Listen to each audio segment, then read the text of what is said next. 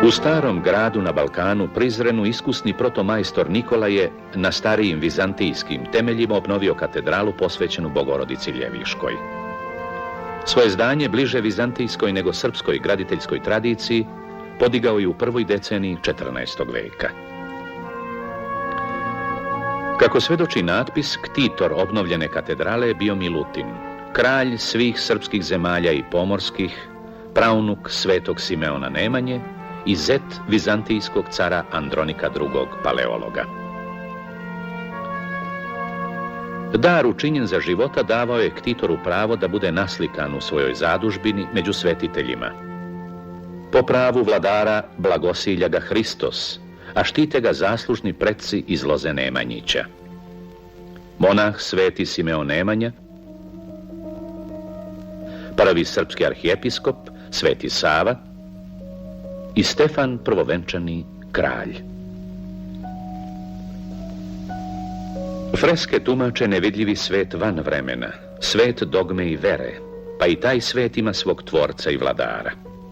Hijerarhijski red zamišljenog hrišćanskog kosmosa odražavao je vizantijsku carsku ideologiju. U visokim sferama vaseljene boravi Hrist Pantokrator, okružen nebeskim bićima, svojim glasnicima, anđelima. Jezik srednjevekovnih slikara je sve misli, pa i kad su bile najudaljenije od zemaljskog života, zaodevao ljudskim oblicima.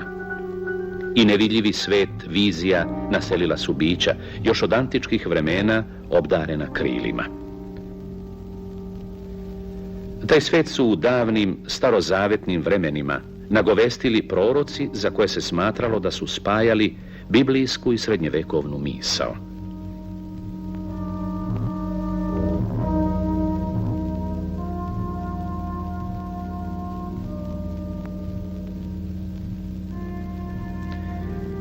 Likovima svetitelja, vekovima uvažavanim i uvek iznova doživljavanim, prekrili su zidove Milutinove zadužbine protomajstora Strapa i njegovi nepotpisani pomoćnici.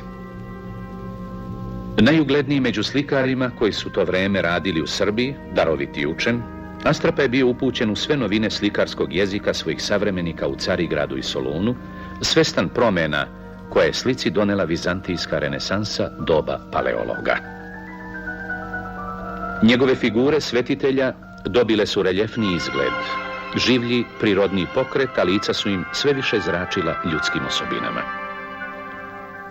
Obrazovani slikari, nadahnuti antičkim uzorima, ponovo su negovali snažne oblike ljudskog tela u pokretu, u slikanom prostoru koji sve više podsjeća na stvarni.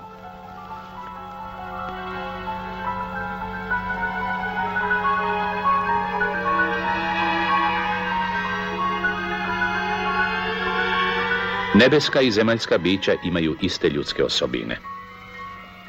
Pričest apostola spaja zemaljski i nebeski obred u simboličnoj slici ispunjenoj pojedinostima upamćenim ovozemaljskim iskustvom.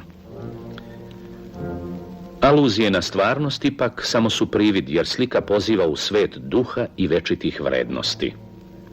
Nestvarna svetlost daje reljef i anđelima i ljudima, ujedinjenim u činu koji podstiče na uzdizanje, na učešće u misteriji. Slika ne opisuje događaj, već postaje simbol vekovima ponavlja na zidovima crkava pravoslavnog sveta. I kao što se večito ponavljao obred, obnavljalo se osjećanje pripadnosti i vernosti.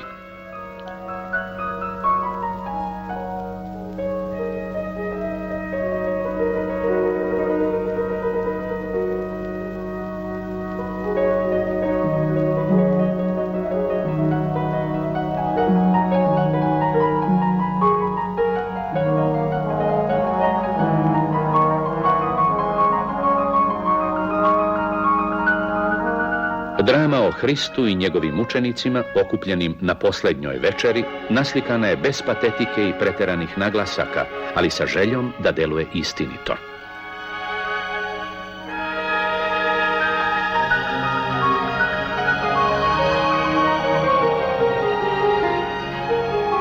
Stolećima stara priča o ljudskoj prirodi, o veri koja ujedinjuje i uzdiže, o judi i o koristoljublju koje vodi izdaji i uništenju, ovdje je ispričana po ukusu vremena, podrobno i uverljivo, uz puno pojedinosti pozajmljenih iz sveta viđenog i doživljenog.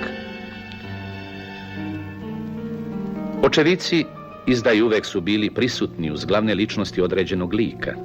Verni su želeli da ih prepoznaju bez dvoumljenja u svakom trenutku dugih stradanja kroz koja je prošao onaj koji se zbog njih žrtvovao, a koga su vekovima pominjali, hvalili i slavili. Vreme je malo sačuvalo, kako od nekadašnje vizantijske bazilike, tako i od vrednog dela slika Rastrape i njegovih pomoćnika, koji su izveli obnovu po nalogu srpskog kralja i prizrenskih episkopa. Sukobi civilizacije i vera donosili su balkanskoj zemlji česta razaranja i promjene, te je stara prizrenska katedrala pretvorena u džamiju. Freske su bile izubijane oštrim sečivom da bi novi malterni pokrivač prionuo uz zidove i svodove i sakrio hrišćanske slike. U svojoj džamiji molili su muslimani sve do 1912. godine, kada je Bogorodici Ljeviškoj ponovo vraćeno zvono. Sakrivene lepote otkrivene su tek u naše vreme, ali su beli tragovi razaranja ostali kao svedočanstvo o drami postojanja.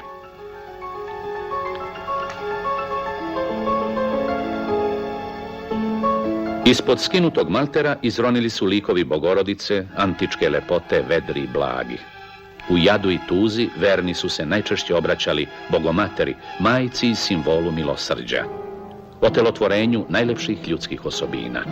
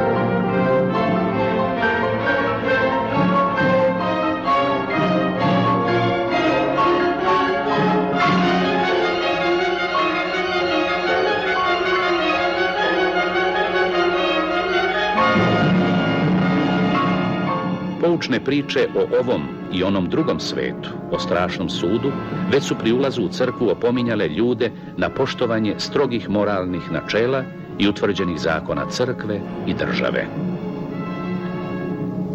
Dobro i zlo, raj i pakao jasno su se razlikovali. Sve je bilo predočeno čoveku koji se mogao opredeliti za mir i blaženstvo ili se izgubiti u večitim mukama. Strah od surovih kazni, koje će i posle smrti sustići prestupnike, nadjačavao je strah od samog nestajanja. A kazne su pretile telesnim mukama, namenjenim svima koji su za života grešili, ugrožavajući svoje bližnje, uskraćujući im opstanak. Naivnost i surovost odjekuju u ritmu zidova i svodova.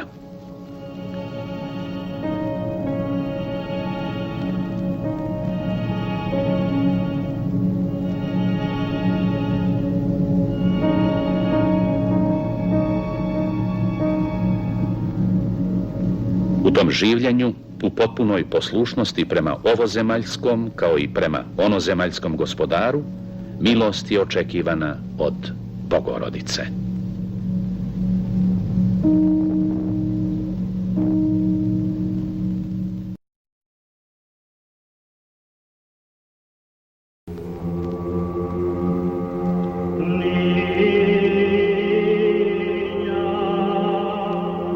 See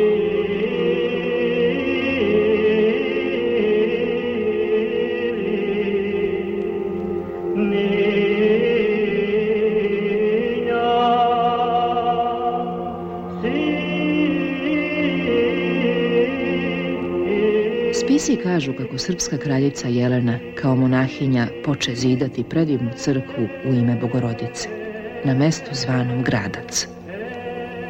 Podiže jednobrodnu crkvu sa kupolom po raškom običaju, okiti je gotičkim ukrasom i učvrsti na zapadnjački način. Francuskinja poreklom, kraljica Jelena Anžujska, podizala je i katoličke crkve u Primorju, a u Raškoj zemlji spremala je sebi mesto gde će večno počivati.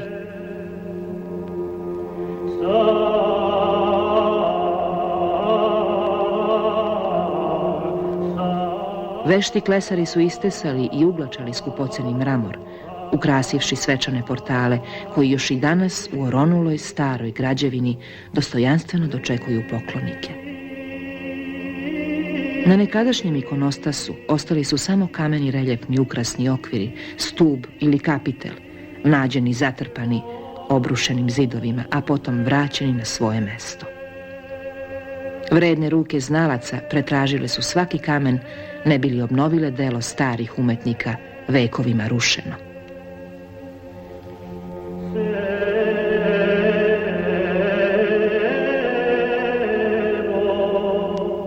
Sedamdesetih godina 13. veka, kada je crkva sagrađena, slikari su je živopisali ugledajući se na starije vizantijske uzore. Ostaci fresaka svedoče o izgubljenoj umetnosti darovitih ljudi.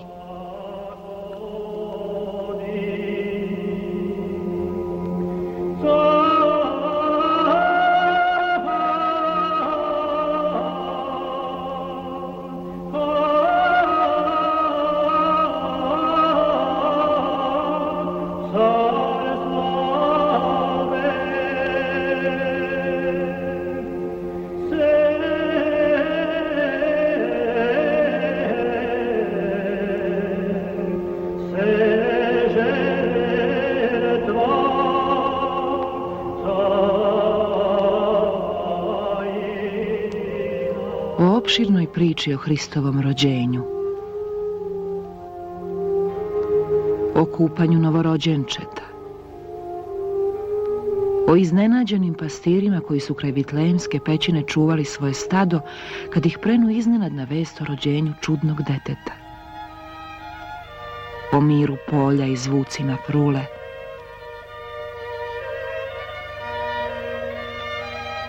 o osveti kralja Iroda i njegovih surovih vojnika, o užasu ubijanja, o idili pastirske svirke, govore vedri tonovi slikarske palete nadahnuti optimizmom 13. veka.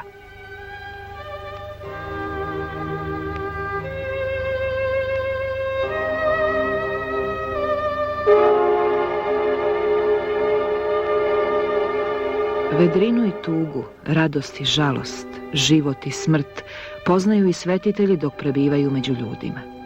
Jer o uzvišenim likovima iz pobožnih knjiga ljudi su razmišljali polazeći od svog ovozemaljskog iskustva.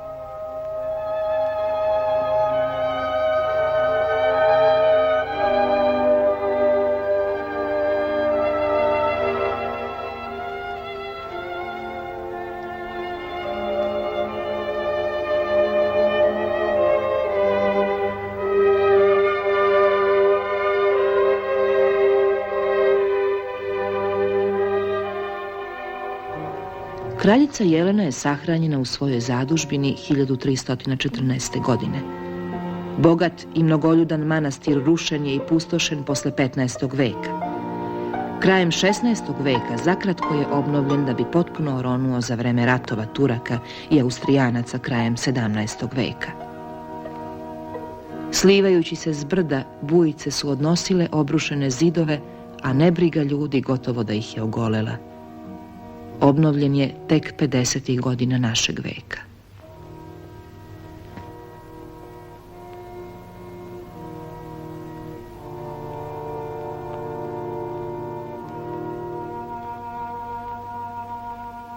Nasljednik na srpskom tronu, stariji sin kraljice Jelene, kralj Dragutin, oko 1282. godine obnovio je stari Nemanjin manastir sagrađen nad dolinom Raške još 1171. godine. Jednobrodni hram, posvećen Svetom Đorđu, zaštitniku ratnika, rušen posljednji put 1912. godine, nekada je izazivao divljenje svojim kulama koje su se na pročelju uzdizale visinom, nadmašivši kupolu. Portreti Nemanjića vladara i njihovih svetih predaka očuvali su se u maloj kapeli ukrašenoj po želji kralja Dragutina. U povorkama koje ih sjedinjuju, Nemanjići prilaze Hristu i živi i preminuli, i praunuci i preci pod simboličnom slikom Svete Trojice. 3 anđela stamenih tela pod utegnutim i lakim tkaninama svedoče o dogmi i nestvarnim vizijama.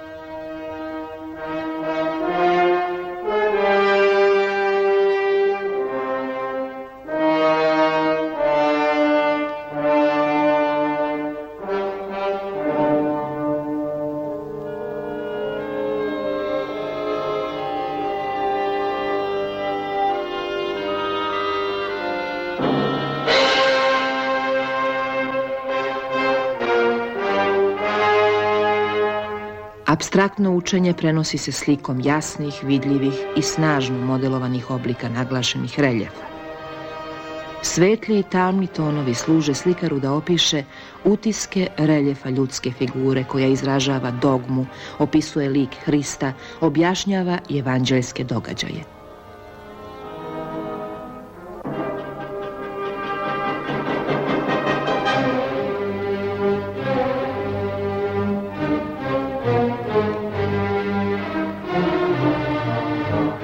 Vlast Hrista u Vaseljeni, a vlast Nemanjića u Raškoj, tumači se slikama državnih sabora.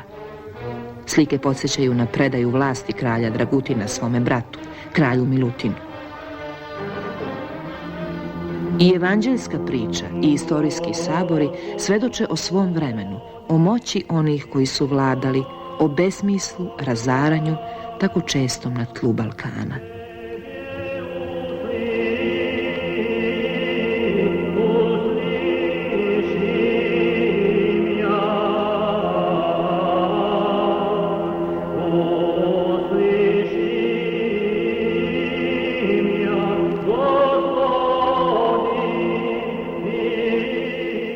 Crkva Svetog Petra kod Novog Pazara sigurno je najstarija srednjovekovna kultna građevina u Srbiji. Sagrađena na temeljima antičkog martirijuma, a oslikana u nejasnim prilikama 9. i 10. veka, crkva je krstoobrazna sa tremovima i kružnom galerijom oko tambura pod kupolom, pa podsjeća na kakvu dvorsku ili episkopsku kapelu. U 11. i 12. veku o crkvi su brinuli mesni episkopi Grčke crkve, ukrasivši je freskama s grčkim natpisima. Više slojeva živopisa otkriveni su jedan po drugim, svedočeći o vremenima i imenama na obalama Raške.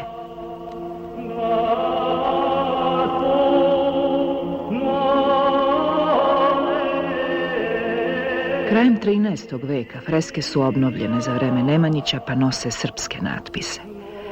Bilo je to vreme kada su u slikarstvu cenjene krupne figure, čvrstih i snažno modelovanih oblika, nešto tamnije kolorita. Jake senke služe da opišu reljef, ali izvori svetla po običaju srednjeg veka mnogostruki su. Do likova dopiru sa raznih strana, izdvajajući ih s nestvarne tamne pozadine, kao iz dubine neodređenog prostora nekog drugog sveta. Svetitelji su izabrani da svedoče o vrlinama, da podsjećaju na podvige koji su ih odveli u večito carstvo, a slike su ih približile ljudima i ljudskom očekivanju moćne zaštite.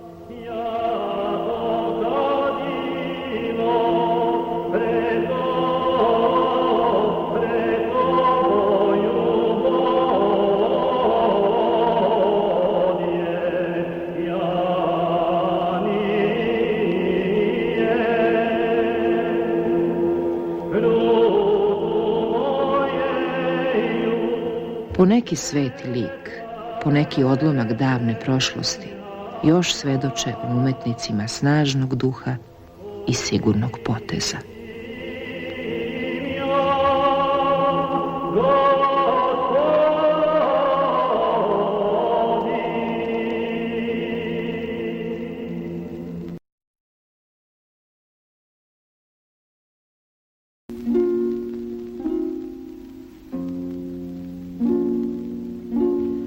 Najuglednije manastir u Srbiji, Studenici, podario je kralj Milutin 1314. godine kapelu, svedočeći o vekovnom postojanju loze, države i crkve.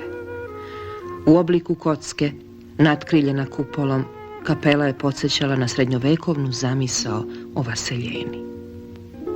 Po verovanju hrišćana, tvorac i vladar Vaseljene bio je svedržitelj, a proroci su još davno, pre evanđeljskih vremena, nagovestili njegov dolazak. Svojim umom i svojim vizijama nazirali su budućnost, stekli su mesto u hrišćanskoj večnosti i u slikarstvu, iako nisu bili izabrani da žive među hrišćanima.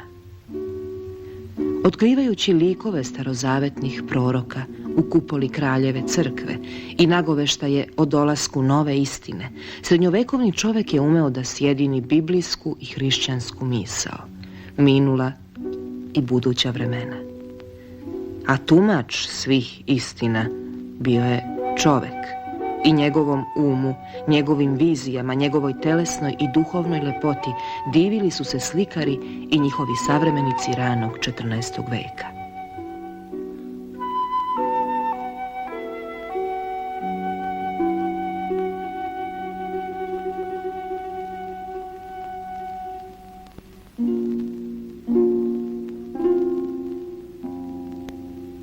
Delo koje su starozavetni proroci samo naslutili, ostvarili su arhijereji, učenici apostola, utemeljivači hrišćanske misli po zemljama istoka i zapada, u gradovima Vizantije, u Rimu, Aleksandriji, Jerusalimu, Egiptu, Mediteranu, Balkanu, pisci i tumači nebeske hijerarhije i poretka duhovnih vrednosti u čoveku i u vasioni, tvorci liturgije i obreda kao praznika za čula kojima se lepota približavala mislima.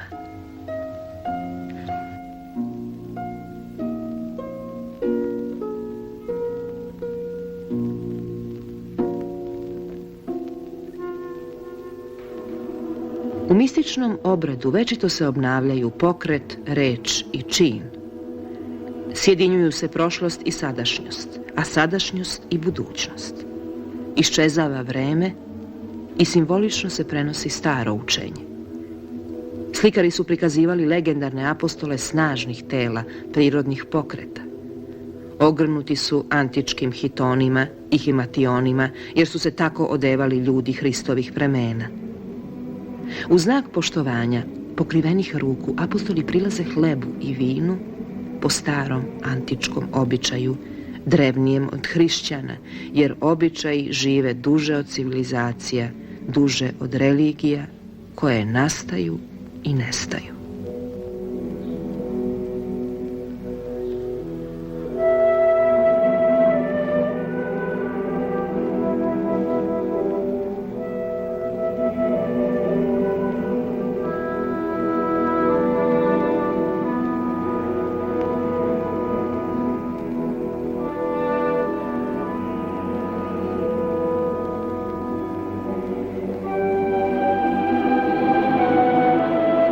Bogorodičinim roditeljima Joakimu i Ani posvećena je kapela i slavi kult predaka, Hristovih i kraljevih. Rani hrišćanski apokrif prevođen je i u Srbiji, a slikari su priču prenosili na zidove. Pa iako se u pobožnim opisima Hristovog i bogorodičinog rođenja ne pominje kupanje novorođenčeta, slikari su po ugledu na paganske umetnike uživali upravo u tim prizorima prastarih običaja oko tek rođenih.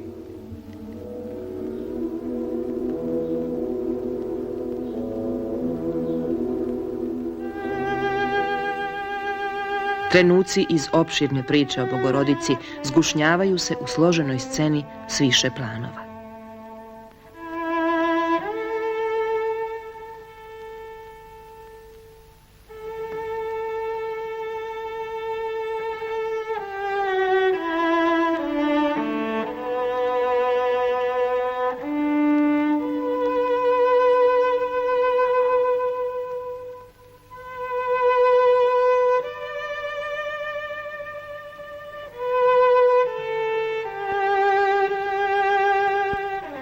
Bogorodicu prate hebrejske devojke ozarene helenističkom vedrinom, vitkih tela, obnaženih ruku, pravilnih lica. One svedoče o slikarevom idealu klasične lepote, večno žive u delima srednjovekovnih obrazovanih majstora. Doba paleologa je slikarima skrenulo pogled u prošlost, na najlepša dela vizantijskog klasicizma.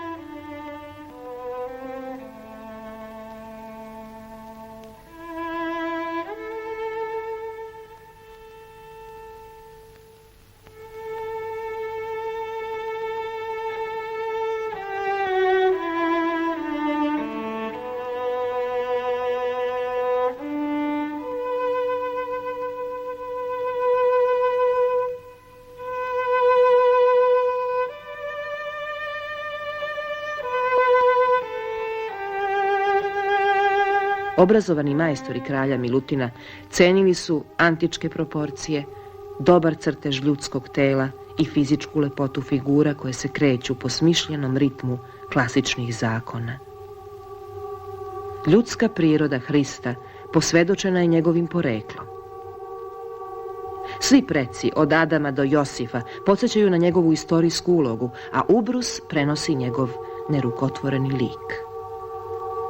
Pobedivši mrak i vladara podzemlja Hada, Hristos, simbol svetlosti, izbavit će i svoje pretke, Adama i Evu, i sve koji čekaju vekovima u podzemlju Hadovog carstva.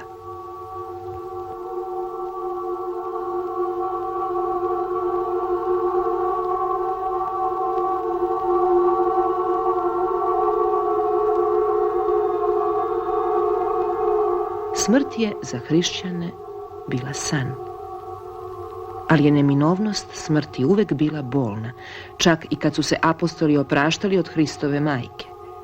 Apostoli pate i čude se. I njih bol potresa nesavladivo kada se rastaju sa bliskim bićem. Kao nekad antički heroji samo gestom izražavaju osjećanja, slika postaje metafora za učene, a tužni prizor za osjećajne. Čoveku se obraća u meri koju je spreman da primi.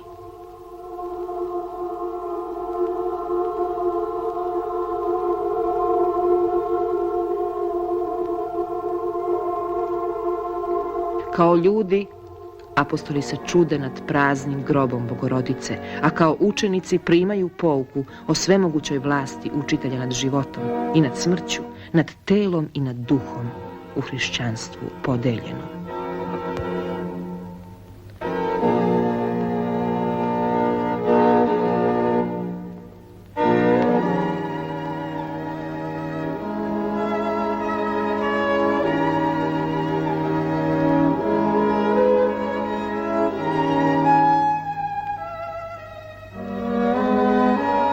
Sava, prvi srpski arhijepiskop i Simeon Nemanja, kraljev pradeda, slave se u Studenici kao sveti tvorci loze Nemanjića. Crkva, kao vaseljena, počiva u ruci vladara velikih ambicija.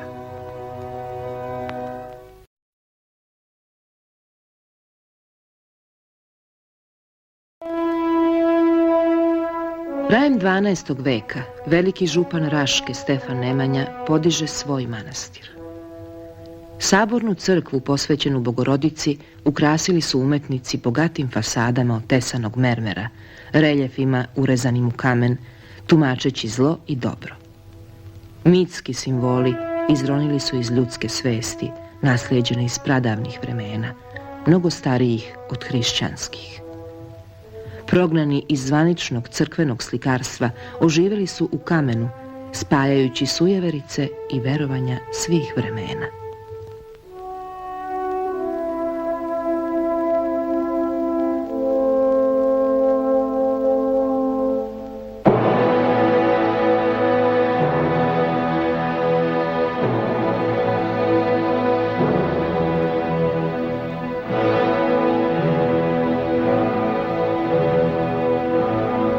U zamisli umetnika crkvena zgrada je bila slika vaseljene u kojoj borave sva živa bića.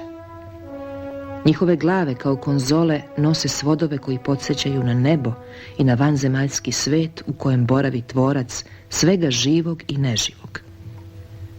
Ulazeći u hram kao u boravište Svedržitelja, verni su pozivani da razmišljaju o vrlinama i gresima, o nagradi koja će ih odvesti u večni mir rajskog bilja ili u večne muke.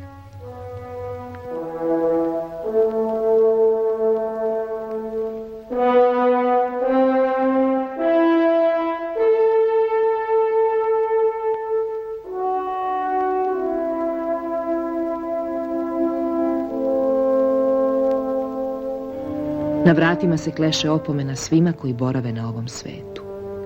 Kamen se pretvara u živu pouku. A one koji prođu kroz zapletene zamke i opasnosti života očekuje milost Bogorodice i Hrista.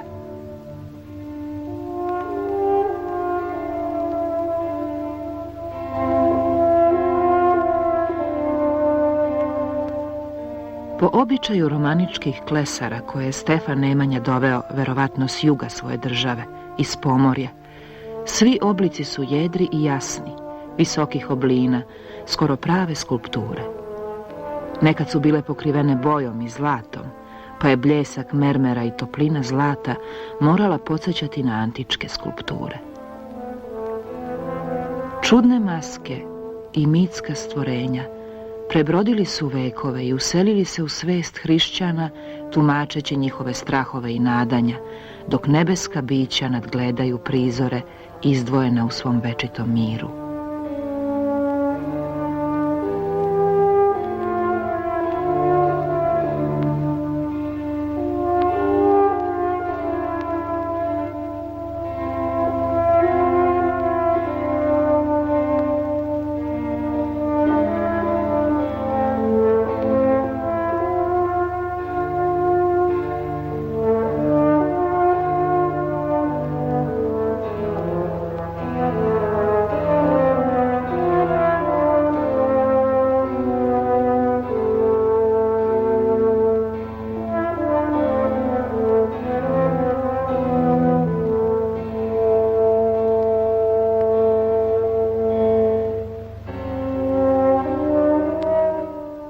Po pozivu Save Nemanjića u Studenicu je došao daroviti slikar da pokrije zidove freskama.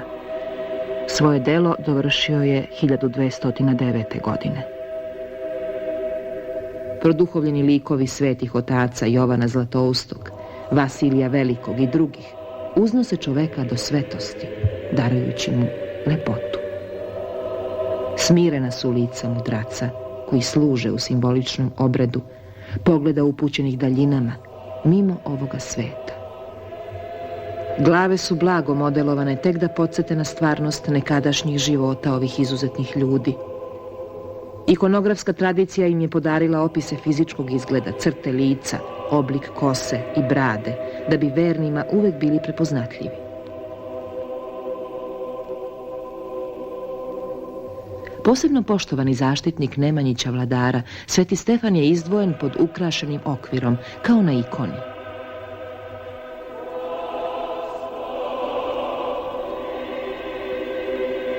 Među svetim ocima naslikani su carigradski patrijarsi, German, istaknuti borac protiv ikonoklasta, i drugi zaslužni utemeljivači crkve.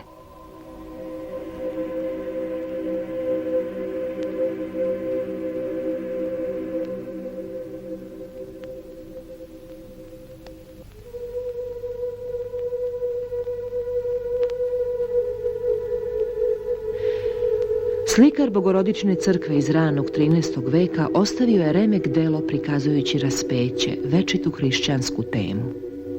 Hristos pati i trijumfuje, ali u Studenici mu patnja ne narušava smirenu lepotu pravilnog lika. Duh odnosi pobedu nad materijom, po učenju hrišćana, ali se ljudsko dostojanstvo slavi i u odsutnom trenu nestajanja života. Jovan samo gestom izražava bol, kao antički junak, tih i smiren. Majka s bolom na licu gestom odaje počast sinu koji se svesno žrtvuje. Dubina drame samo se naslućuje, u savršeno uravnoteženoj kompoziciji.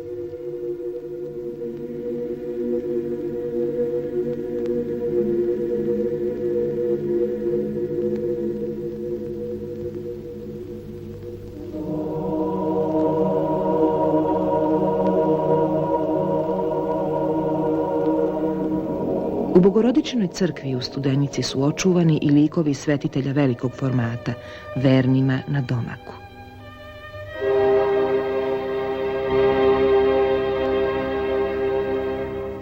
Portreti junaka hrišćanske istorije izvedeni su čistim linijama, bez suvišnih poteza, blagim i rastrvenim prelivima tonova, u novom duhu koji je prevazišao komninsku opsednutost uznemirenim spletom linija. I u miru i u frontalnom stavu snažna volja Jovana Preteče zrači sa izbrazdanog lica pod ukrašenim okvirom kao na ikoni. Kao zaštitnik Svetog Save Srpskog slavljen je svečanom slikom, ikonom i Sveti Sava Jerusalimski. Likovi slavnih monaha i lik zaštitnice manastira, Bogorodice Studeničke, dobili su najviše mesta kao duhovni uzori kojima se divio Sava Nemanjić.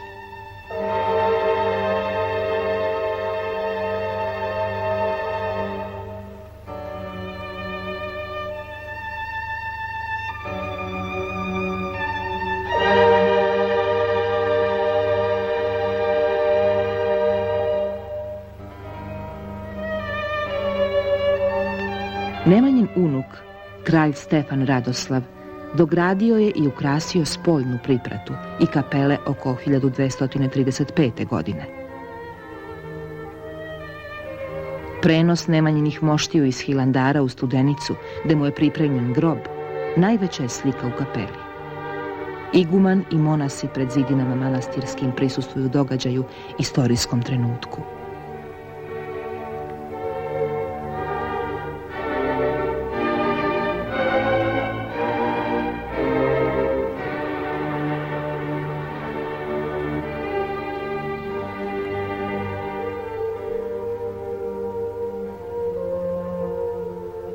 U vremenima propasti srpske države oštećene su i crkve.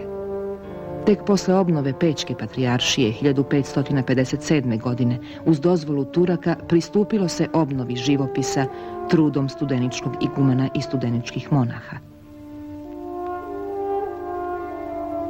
Prezirući ljudsko telo, slikar 16. veka je pojednostavio oblike pustinjaka isušenih postom i odricanjem.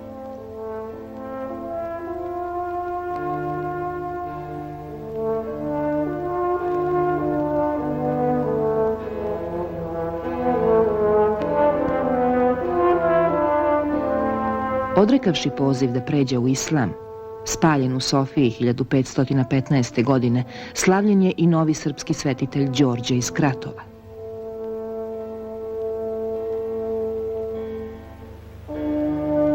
U slikarstvu 16. veka boje ne zvuče optimizmu. Daleko od evropskih tokova, stvarnosti i umetnosti, na Balkanu se u tim vekovima negovala tradicija kao jedini znak života.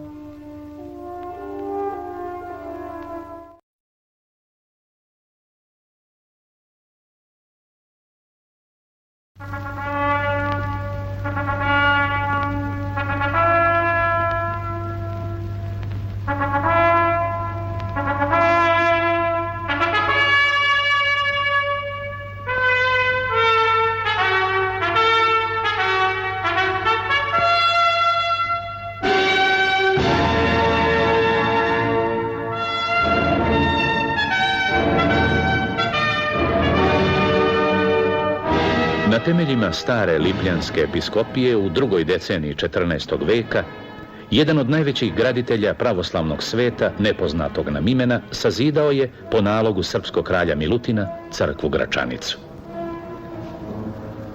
Skladna savršenih srazmera sa težnjom ka visini, ova crkva ukrašena fasadama od kamena i opeke, lomi se u visinama, linijama svodova u obliku krsta sa 5 kupola.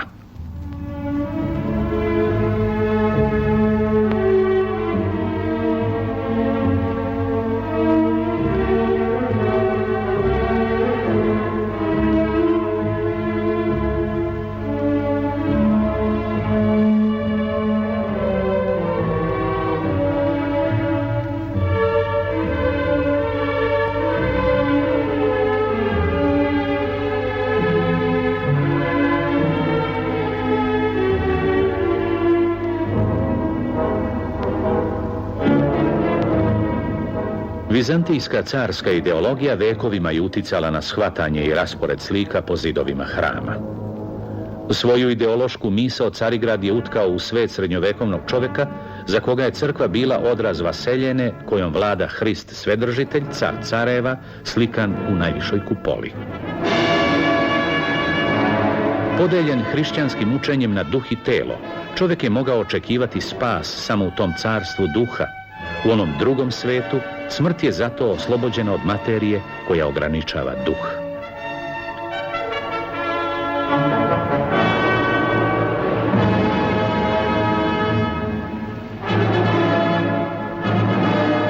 Slikare ranog 14. veka zanimaju, međutim, obična ljudska osjećanja u prisustvu smrti. Čak i kada slikaju smrt Hrista, likovi bližnjih, neskrivene tuge, grimasom i nesputanim gestom iskazuju svoj bol. Od antičkih vremena nije naslikana kompozicija s toliko učesnika koji se kreću kao u Bogorodičinoj smrti. Mnoštvo prisutnih, među kojima su i apostoli okupljeni kraj praznog groba Bogorodičinog, skalom izraženih osjećanja obogaćuju srednjevekovnu sliku. Mnogoljudni prizori, zbijene figure u pokretu, u prostoru su koji ima i treću dimenziju. Svoju učenost utemeljenu na starim vizantijskim uzorima gračanički slikari vešto koriste pri saopštavanju teološkog smisla poruke kroz priču koja treba da deluje na vernike. Senčenjem i kontrastom svetlih i tamnih tonova naglašen je volumen njihovih dobro crtanih tela. Čovjek je slikan u određenom prostoru. U svečanoj odaji nagizdani gosti se prirodno ponašaju, uverljivo tumačeći simboliku evanđeljske priče.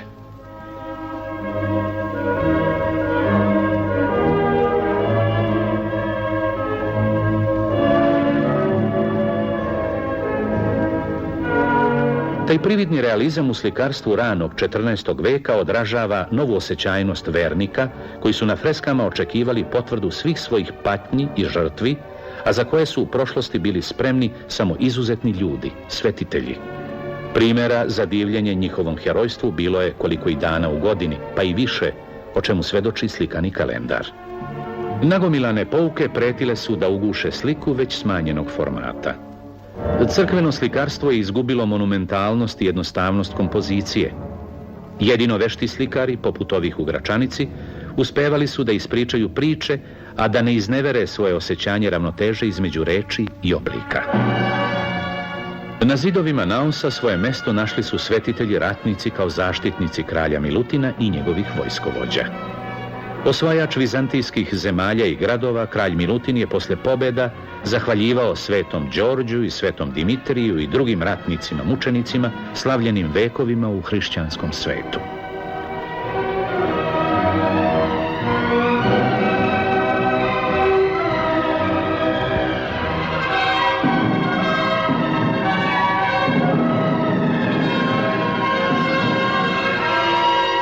Likove svetitelja slikari su shvatali kao obrazce određenih karaktera dostojnih divljenja. Poučeni priručnicima i žitima svetih, unosili su se u sudbine ovih ljudi, heroja iz davnih vremena, isticanih za ugled pokoljenjima. Nepokolebivi u veri, hrabri u podvizima, pisci ili odani tumači hrišćanske misli, zaštitnici ikona i pravoverja, ujedinjeni su u idealnom nizu stvaranom stolećima. Svetiteljke iskićene biserima i dragim kamenjem kao da su slavile ovozemaljsku lepotu.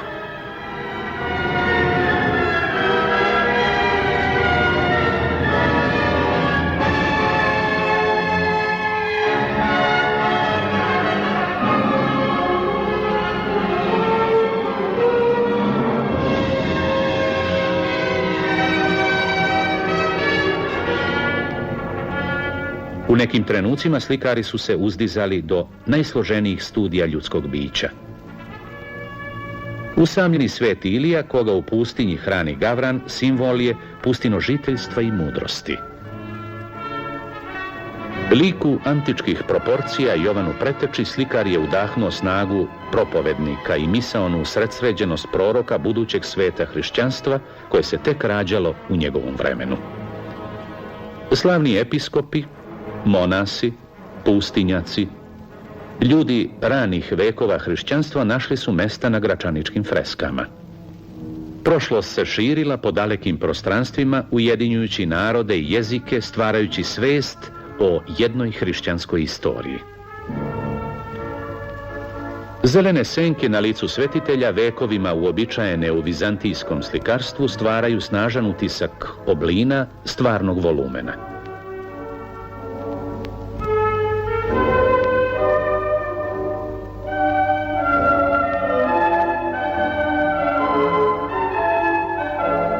Međutim, na licima slikarevih savremenika okupljenih u obredu nema zelenih senki.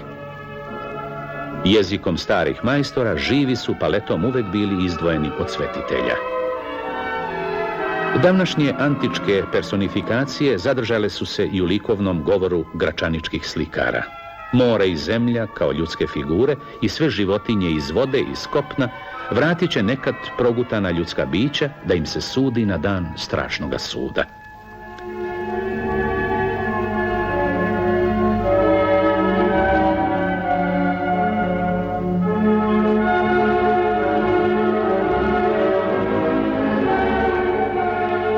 U kraljevskoj zadužbini Gračanici važno mesto zauzimaju istorijski portreti.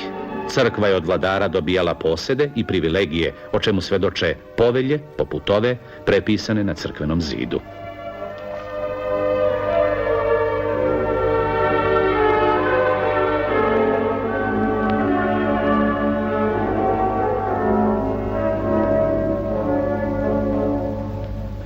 Po ugledu na vekovne običaje vizantijskih vladara, prvi put u Srbiji kralj Milutin slikom ističe božansko poreklo svoje vlasti.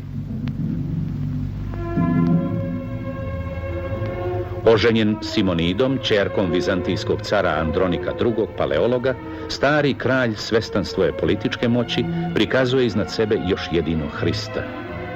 Svetorodna loza Nemanjića prvi put biva naslikana u Gračanici. Od Stefana Nemanje do Milutina, tokom 150 godina, Nemanjići su gradili državnu i crkvenu vlast, razvijali pismenost i umetnost i za sobom ostavili mnoga trajna svedočanstva o jednom vremenu.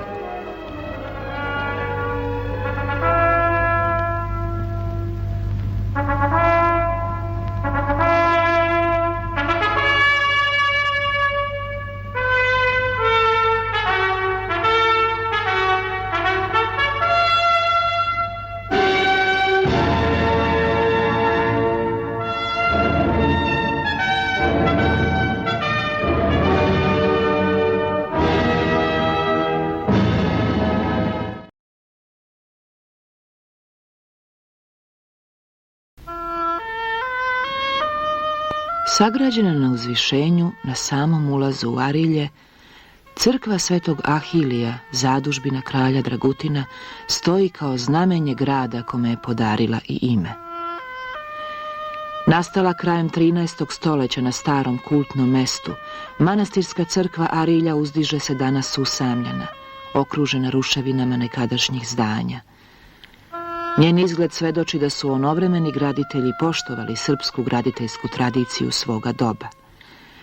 Od drugih spomenika 13. veka ističe se samo slikovitom fasadom, malim obimom kupole i izrazitim stremljenjem ka visinama.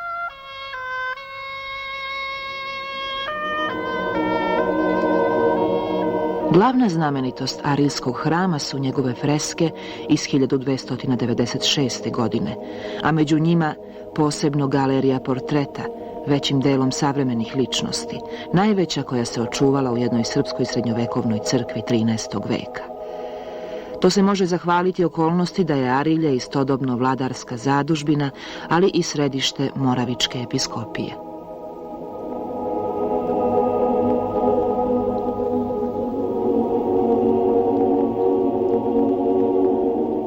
U turobnim vremenima, kada je crkva bivala i konjušnica, neki od ovih likova su ozleđeni, kao predstave srpskih arhijepiskopa i onovremenih moravičkih dostojanstvenika ili kompozicije sa pogrebom episkopa Merkurija.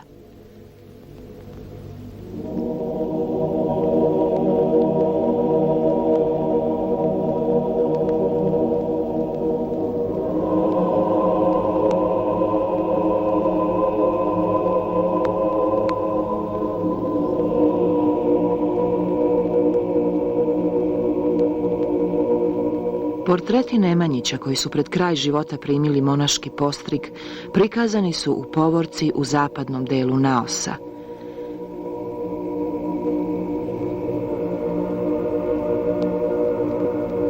Prvobitnu lepotu očuvali su ktitorski portret kralja Dragutina. Njegova žena, Mađarica Katelina kraljevskog roda i tadašnji srpski vladar, kralj Milutin. Posebno se pamti dostojanstveni lik kralja Dragutina sa modelom hrama u rukama u kraljevskom ornatu otežalom od dragog kamenja i ukrasa.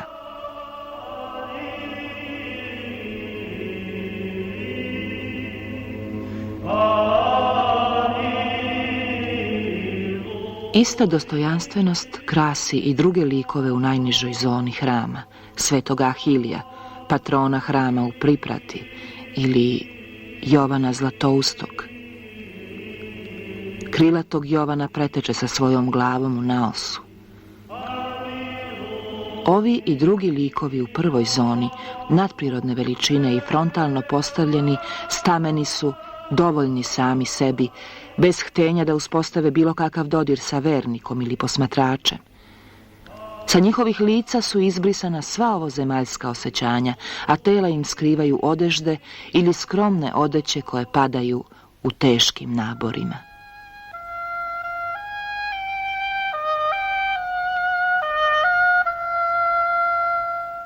Poprsja svetiteljskih likova u medaljonima slikana su slobodno i energično da se razaznaje gotovo svaki potez kista.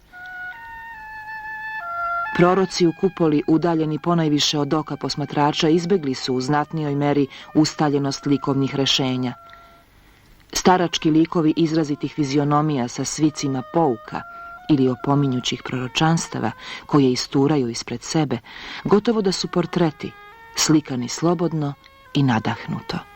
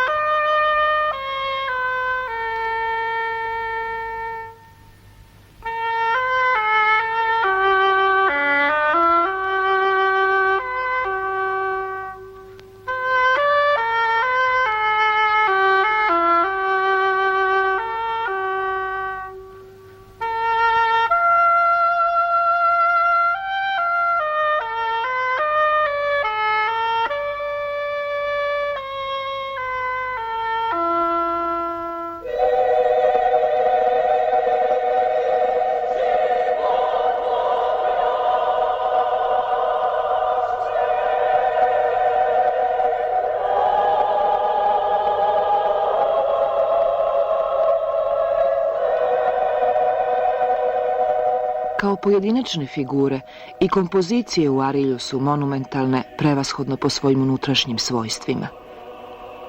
Na njima vlada puna ravnoteža i sklad između likova i ambijenta, a glavne ličnosti okupljene u središtu kompozicije spokojno igraju ulogu koju im je propisao biblijski tekst. Neke od scena odišu smirenošću, pa rođenje Hristovo deluje kao pastoralna scena u kojoj su svi učesnici zauzeti brigom oko novorođenog Boga. Čak i kada se ilustruje dramatičan događaj, u smrti Bogorodice na zapadnom zidu naosa, apostoli okupljeni oko njenog odra uzdržano tuguju i samo pokretima glave i ruku nagoveštavaju svoju žalost.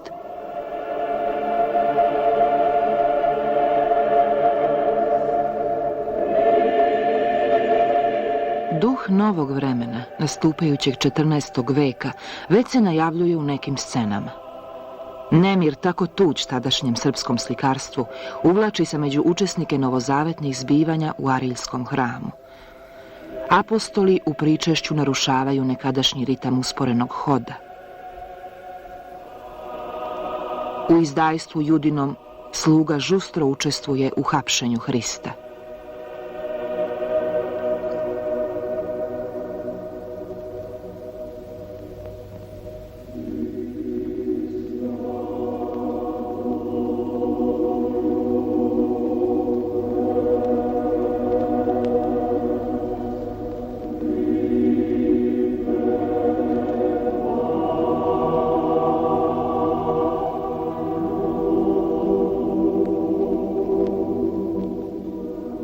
Pejzaž, uprošćen do simbola, počinje da se bogati.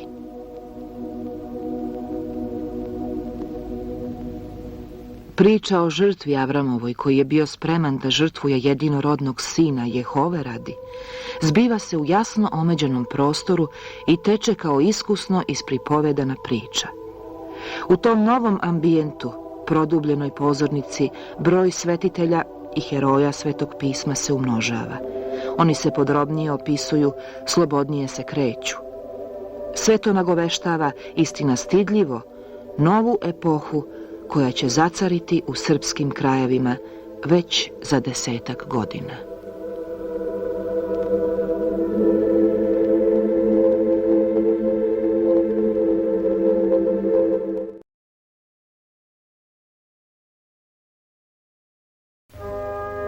Manastir Ravanica nastao je oko 1375. godine, u vreme kada su se rojile crne slutnje, da poraz na Marici nije samo jedna izgubljena bitka sa Turcima, već početak kraja srpske nezavisnosti. Njen ktitor knez Lazar, jedini je među podeljenom vlastelom rasutog carstva hrabro počeo da stvara novu državu maticu u porečju Morave. I arhitektura njegove zadužbine Ravanice je označila početak novog razdoblja. Trolisna osnova hrama bila je za Srbiju graditeljska novina. Velika kupola u sredini i 4 manje oko nje okrunili su ovo zdanje koje će postati uzor o novremenim neimarima. Smelost graditelja podstakla je i klesare da fasade Ravanice ukrase plitkim reljefima na dotad nepoznat način u nas. Stilizovani cvetni i geometrijski ornamenti, prvobitno živo obojeni, splitali su se oko prozora i ulaza i bogomolji davali vedri izgled.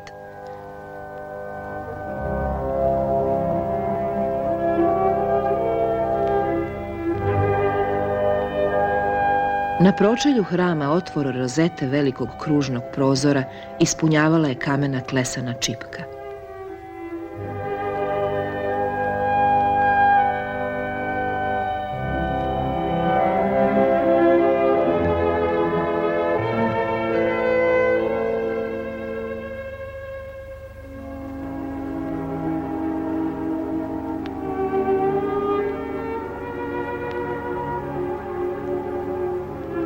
Iako glavna zadužbina vladara u ovim nemirnim vremenima, unutrašnjost Ravanice se ukrašavala sporo i sa prekidima. U rasponu od 1 decenije 3 puta je započinjalo islikavanje, da bi tek 3. družina zografa okončala posao. Najpre su došli slikari koji su dekorisali kupolu. Bez velikog nadahnuća, ali zanatski savesno, oni su prikazali 16 proroka u 2 reda, uzbuđene u svojim vizijama i sa razvijenim svicima predskazanja. Šta je omelo ove majstore da okončaju rad, možemo samo slutiti, možda neki turski nalet, možda nezadovoljstvo ktitora.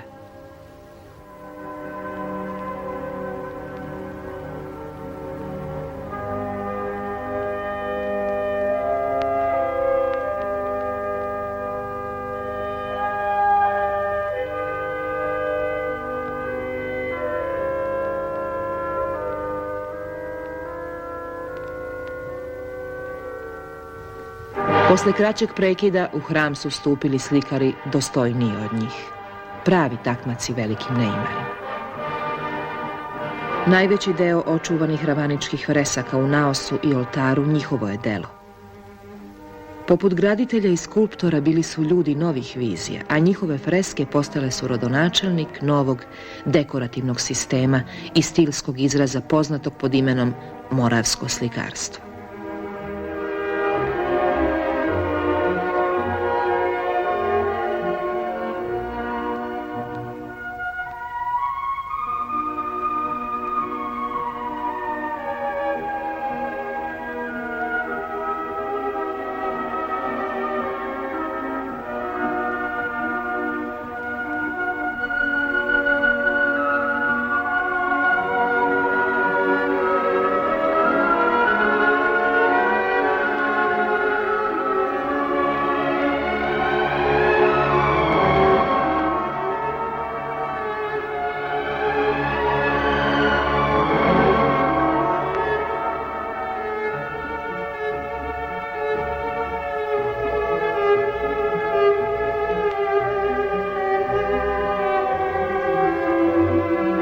Ikonografsku ustaljenost prethodnih decenija ovi slikari poremetili su isticanjem ranije zapostavljenih tema. Poučne novozavetne priče, parabole i Hristova čuda od Ravanice postaju veoma omiljeni po crkvama srpskog podneblja. Po svim pogodnim površinama razastiru se medaljoni sa svetiteljima u okvirima spojenim u obliku osmice, do tada skoro nepoznatim u srpskoj sredini.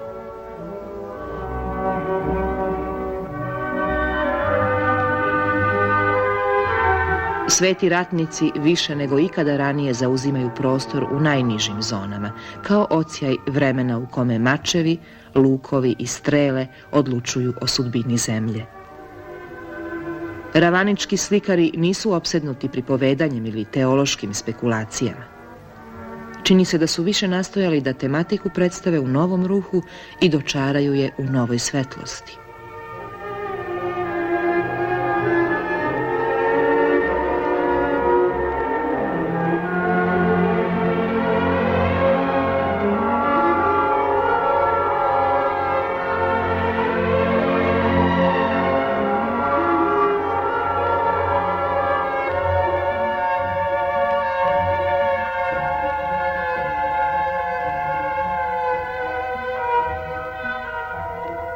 U vremenu tegobne i neizvesne stvarnosti, ovi slikari su na ravaničkim zidnim površinama prizivali neki drugi, srećniji život. Učesnici dalekih novozavetnih zbivanja su vitki, lepi ljudi u bogatim odorama, koji zrače vedrinom i kreću se prirodno. Čudo Hristovo, kako je vratio vid slepom, pripoveda se tako spontano da se čini da je sva tajnovitost prizora nepovratno iščezla. Pritom su scene slikane pastelnim, nežnim tonovima boje, pa se naziru kao kroz neku koprenu.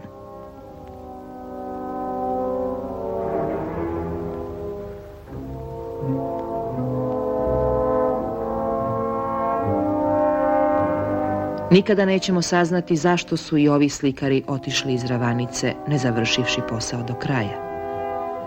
Drugi majstori koji su oko 1387. okončali živopisanje crkve bili su svesni veličine prethodnika i nastojali su da ih slede.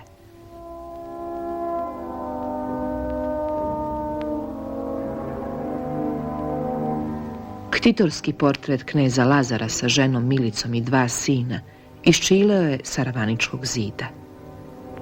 Ipak znameniti vladar slavan po porazu na Kosovu duhovno živi u svojoj zadužbini u kojoj su se srećno susreli talentovani neimari, spretni klesari i slikari istančanog ukusa.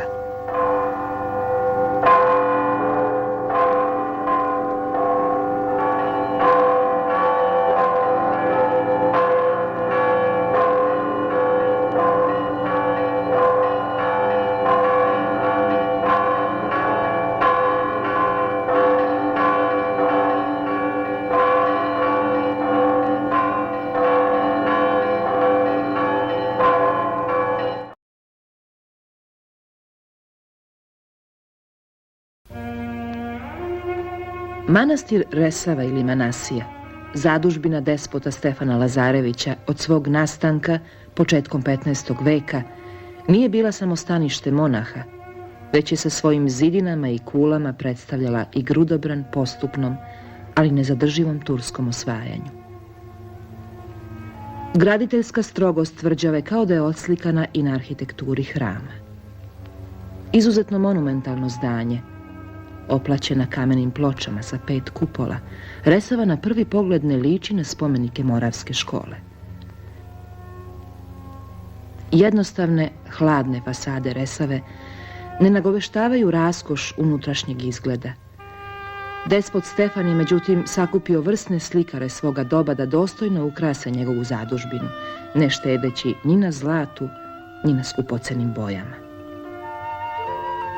Iako je dosta fresaka u iskušenjima skoro šestovekovnog trajanja netragom nestalo, skupina proroka u kupoli dozvoljava da se dočara slika prvobitne lepote. 24 starozavetne ličnosti, poređane kružno u 2 niza, monumentalne su stamene ličnosti. Smatrani za savest jevrejskog naroda, oni su učili, opominjali, pretili, proklinjali i otuda se u Resavi kao i drugde slikaju pretežno kao strogi, nepomirljivi starci puni skrivene snage.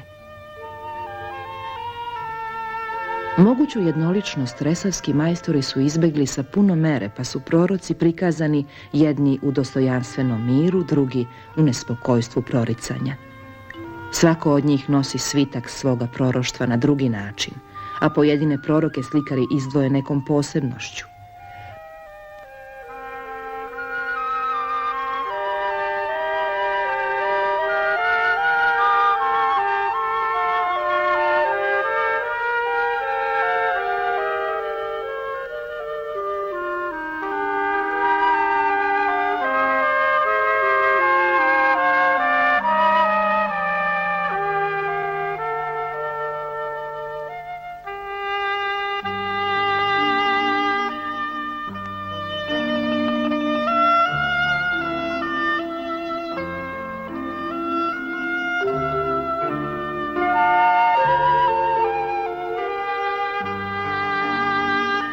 U prostranoj svetloj kupoli kolorističke vrednosti resavskih anonima iz kupole blistaju punim sjajem, jer su oni znali da srećno usklade spregove hladno zelenih i sivo plavičastih tonova sa toplim cinoberom i karminom.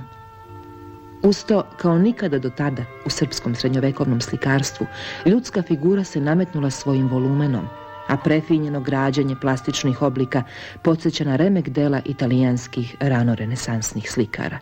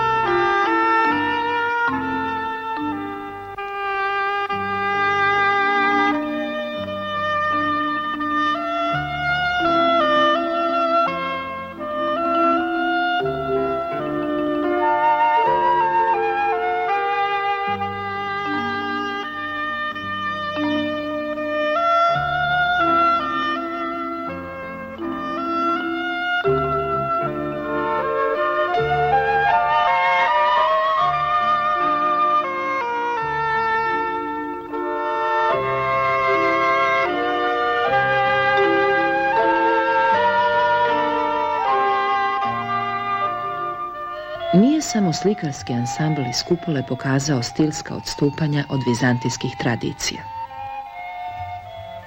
Neke kompozicije Hristovih parabola i čuda resavski slikari ispunili su likovima svojih savremenika. Učesnici davnih novozavetnih povesti umjesto antičkih odora nose zlato tkanu bogato vezenu odeću, a na glavama kitnjaste kape.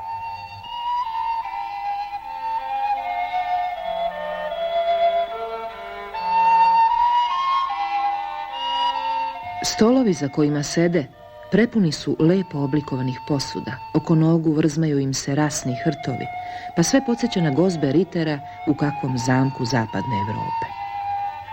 Samo fizionomije i karakter odeće upućuju da resavski slikari ipak pripadaju vizantijskom svetu. I sveti ratnici u pevničkim apsidama podsjećaju na zapadne vitezove. Okupljeni su u manje grupe, a svaki od njih čuva posebnost u stavu, izrazu, čak vrsti naoružanja. Sve ih objedinjuje umorna elegancija i unutarnji nespokoj, svojstven nemirnoj epohi u kojoj su i rađeni na Resavskom zidu. Religiozne kompozicije koje su nastanili ljudi plemenitog roda, kao i ratnici prikazani kao da polaze u turnirsku borbu, neobični bi bili na freskama vizantijskog sveta, ali ne i u Srbiji početkom 15. stoljeća. Njen vladar despot Stefan Lazarević, poklonik zapadnjačkih viteških shvatanja, bio je ujedno i odani privrženik vizantijske kulturne tradicije. Tražeći slikare koji će ukrasiti hram u kome će i počinuti, on je našao upravo one koji su to mogli pomiriti u umetnosti.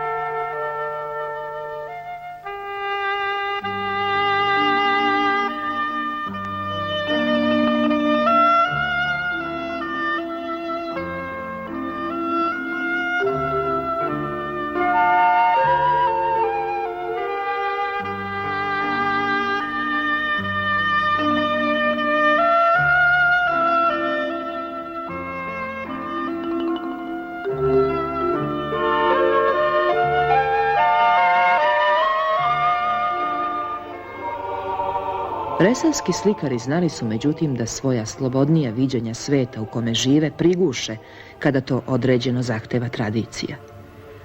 U oltaru, najsvetijem delu crkve, oni živopišu ustaljene kompozicije, poklonjenje Agnecu ili pričešće apostola po starim ikonografskim predlošcima. Ipak novi duh tu izbija u lepoti oblika, u istančanim harmonijama plave boje, zlata i belog pigmenta.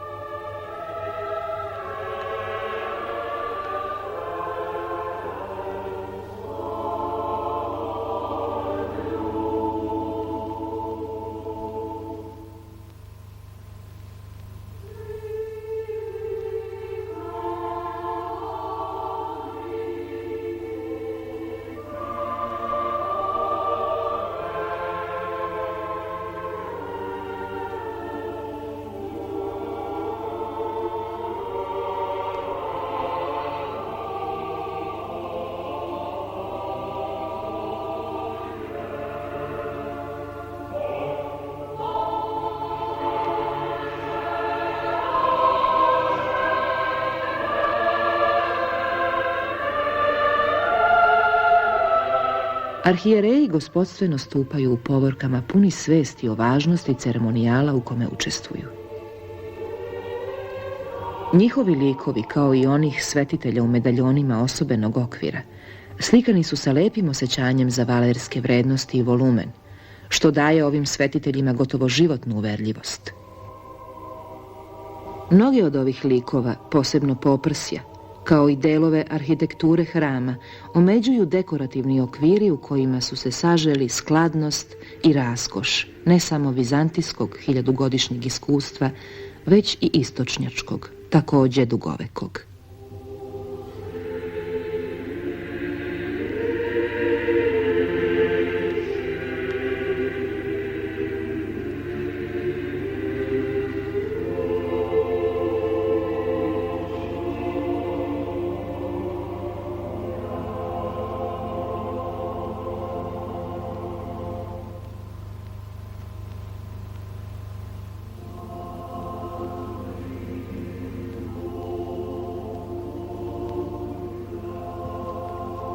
Resavsko slikarstvo je pomirilo gotovo nespojivo. Dosledni realizam i ljubku dekorativnost, vizantijsku ikonografsku strogost i zapadnjački, po duhu već renesansni, slikarski postupak. Živopisci koji su ovo uskladili mogu se bez preterivanja nazvati posljednjom velikom generacijom srpskih umetnika pred dolazak Turaka.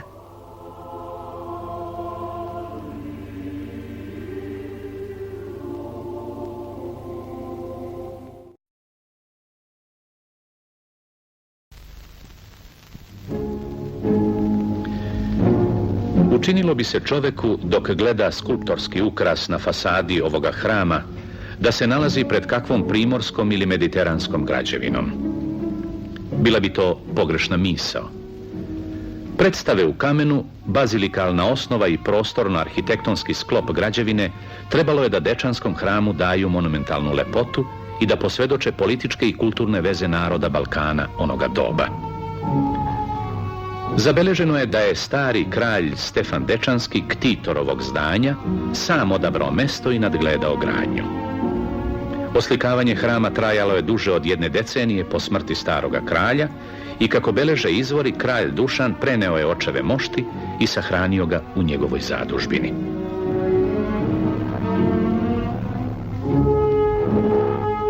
Steklo se u ovom hramu mnogo neuobičajenog u zidnom slikarstvu Srbije toga doba. Nigde snažnije nije umetnost prodrala u prostor i svojim likovnim jezikom osvojila 3. dimenziju. Klesane scene i motivi koji se mogu sresti samo u mašti ili kakvom zografskom priručniku toga vremena nastavljaju se na kapitelima u unutrašnjosti hrama i uspešno se utapaju u višebojnost zidnih površina. Kao glavni majstor graditelj zabeležen je Fra Vita, monah pristupnik Franjevačkog reda iz Kotora. Uz njegovo ime u kamenu su uklesane i godine gradnje od 1327. do 1335.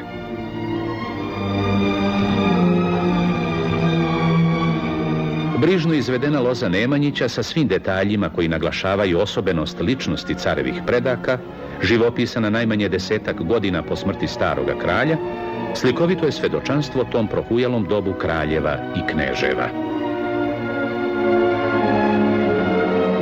U kulturi srpskog zidnog slikarstva prethodnog doba, u kome se Milutinovo kraljevstvo razvijalo sigurnim tokovima, bile su u običaju teme velikih praznika, stradanja, Bogorodičinog života, strašnog suda i kalendara. Otuda su zidove priprate slikari oživeli zastrašujućim scenama crkvenog kalendara, predstavljajući dane godišnjeg ciklusa kroz muke svetih hrišćana po kojima su dospeli među svece. Kao da je trebalo poručiti vernicima da život večni pripada samo onima koji su u ovom svetu bezuslovno spremni na podnošenje i trpljenje.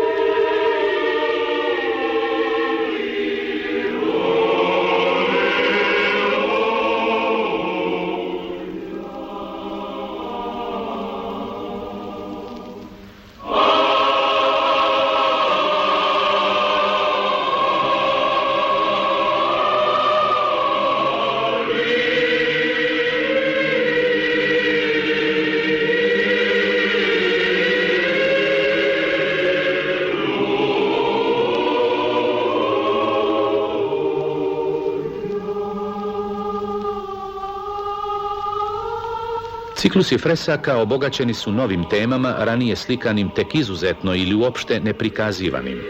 Događaji prema knjizi proroka Danila, dela apostolska, priče Solomonove, scene Bogorodičinog akatista.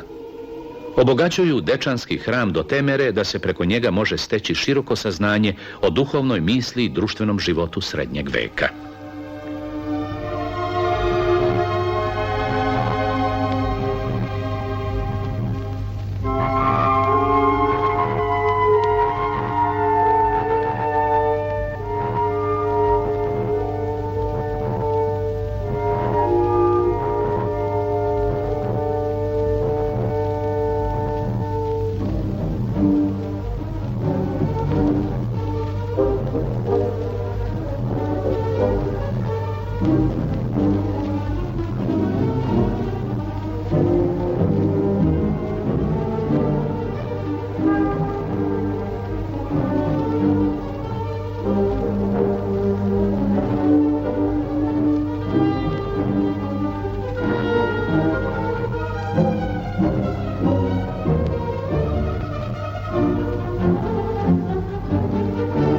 Freske ovoga hrama predstavljaju zbir ponekad različitih slikarskih opredeljenja i rješenja koja se nisu na svakom mestu u hramu baš najsrećnije srela.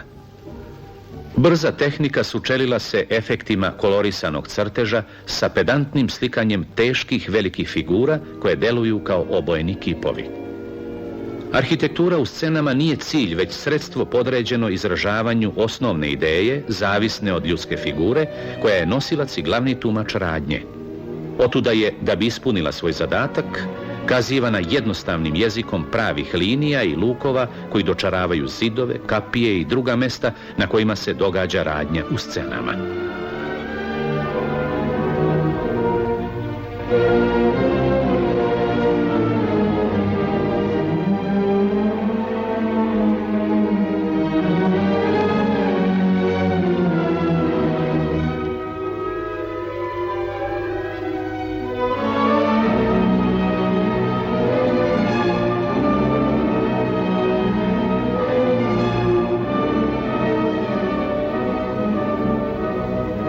Ima u slikarstvu Dečanskog hrama neke čudne smelosti ispoljene u nastojanju da se pomire razlike u stilskom i ikonografskom shvatanju i pored izvesne nemoći majstora slikara, nečega od one crte koju je u karakteru mogao posjedovati car Dušan, a što ga je izdiglo iznad ostalih vladara i uputilo težnji da postane gospodar hrišćanskog sveta, ne mareći zanatemu koju je Carigrad bacio na njega i njegove podanike. Očita je ta drskost i u prisustvu neobičnih nebeskih tela u sceni raspeća, kojima upravljaju ljudi, a čije su predstave navele izvesne autore da i njih smatraju dokazima posete bića iz drugih svetova ovom našem. Očita je ona i u predstavi Hrista sa mačem u ruci, koji nije samo sudija, već i izvršitelj svojih presuda.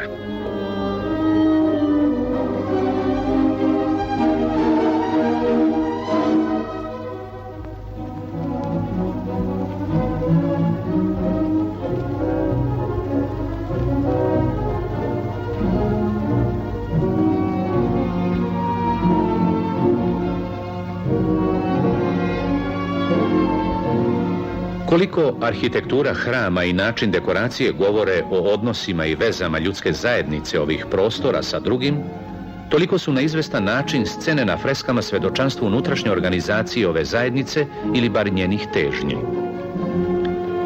Čini se da je po htenju cara kroz opominjuće scene u okviru predstave Strašnoga suda majstor iskazao misao o ustanovljavanju poretka među podanicima, narodom i velmožama, zasnovanog na najznačajnijem aktu civilizacije, na zakonu pred kojim su, shodno njegovim odredbama, svi jednaki. U isto vreme kada je završavan živopis, car Dušan proglasio je svoj zakonik, prvi akt ove vrste među narodima Centralnog Balkana. Verovatno je da su scene Strašnog suda užasom svoje sadržine, jednako koliko odredbe zakonika svojom strogošću, trebalo da učvrste sve podanike osvojenih zemalja u jedinstvu, a time da obezbede vlast i mir u carstvu. Ni u jednom hramu srpske srednjovekovne kulture nije predstavljeno više ciklusa, niti veći broj scena sa većim brojem učesnika. Ovo obilje je delimično uticalo da bogatstvo izraza ne dosegne visine koje je dohvatalo u prethodnim razdobljima ili potonjim vremenima. Uzrok tome je možda i težnje koja je tadašnjeg vladara nosila kroz vojničke pohode u pobede, da u očima naroda carstvo po značaju izjednači sa božanskim. Delo koje je u velikoj meri sin oblikovao i završio učinilo je da otac po njemu bude zapamćen kao Stefan Dečanski, a bogatstvo scena Dečanskog hrama svedoči doba u kome se sa jednim čovekom rodilo, ostvarilo i sa njim počelo da umire carstvo.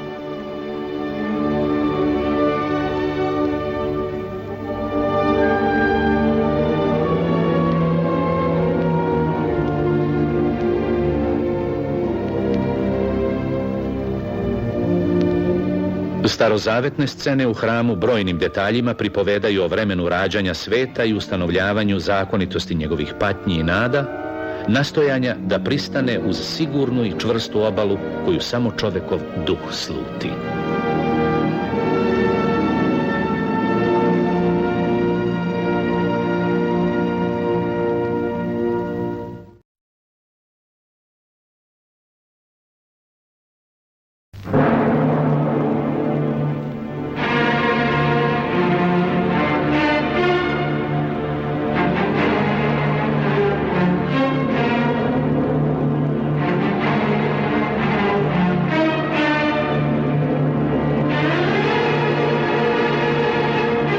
Lišena skupocenog mermera i raskošne reljefne dekoracije u obradi fasada i portala, u jednostavnosti arhitektonskih linija i masa, stroga do siromaštva, crkva Svete Trojice u Sopoćanima čuva u svojoj unutrašnjosti jednu od najlepših galerija slika u srpskoj, vizantijskoj i evropskoj umetnosti 13. veka.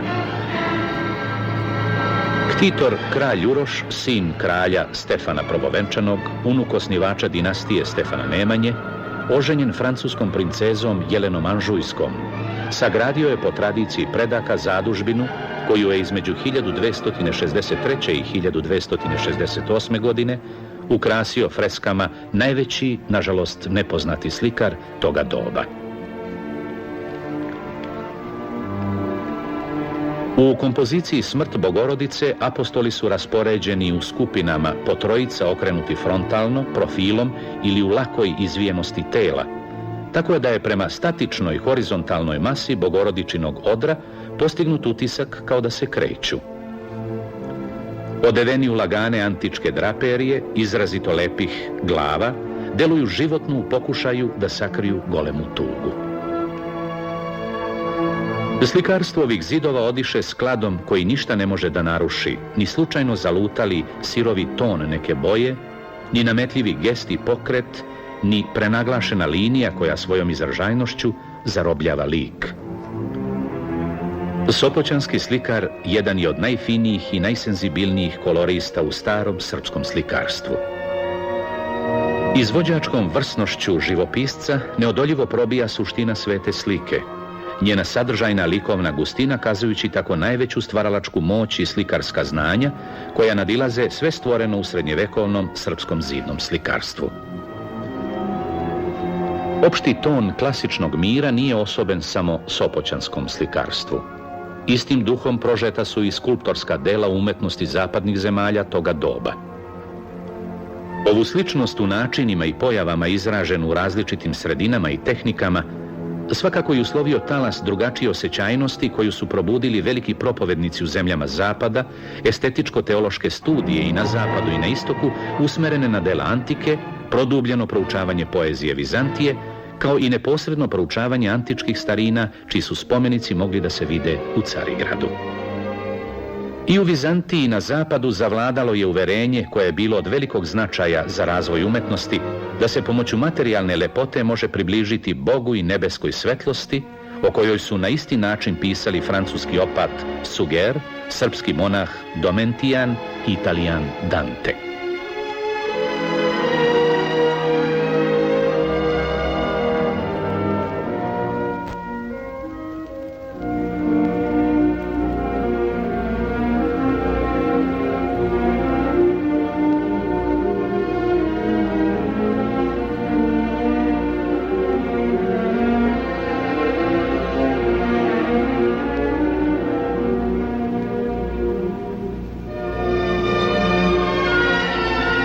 Sadržina sopoćanskih fresaka jasna je i neobično pregledna.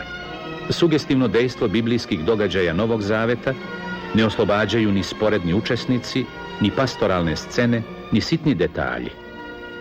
Sva pažnja majstora slikara usredsređena je na ljudsku figuru koja svojom snažnom telesnošću suvereno vlada prostorom.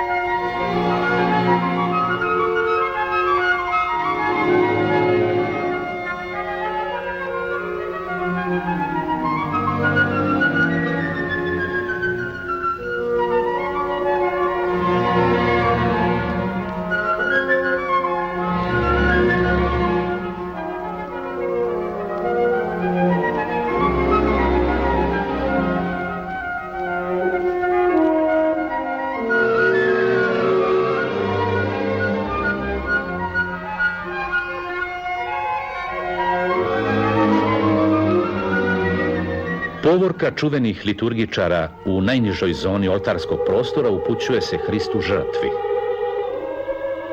Figure su nadahnute, monumentalne lepote, ostvarene blistavom tehnikom rada.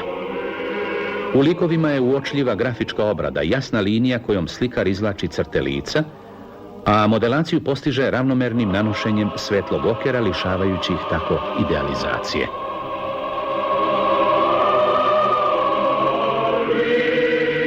Sopoćanski slikar je uspeo da uzajamnoj funkciji uskladi tri osnovna izražajna sredstva.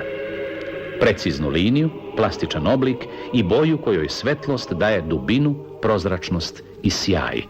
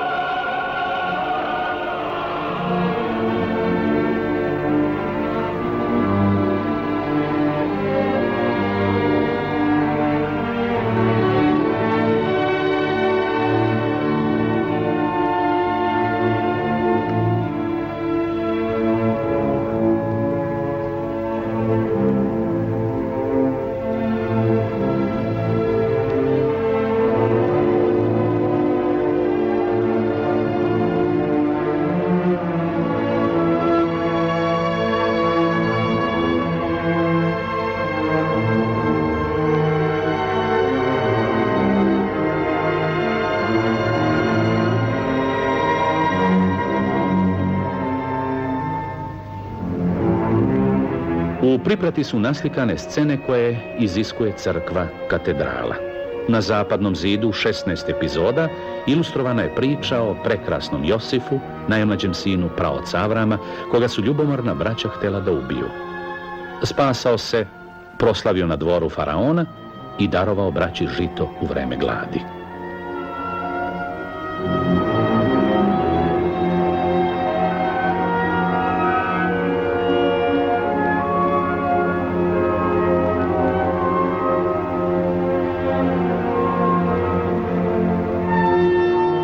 Na severnom zidu je kompozicija Smrt Ane Dandolo, žene Stefana Prvovenčanog, koju oplakuju kralj Uroš, odeven u belo, u znak žalosti, kraljica Jelena sa sinovima, ćerka i Vlastela.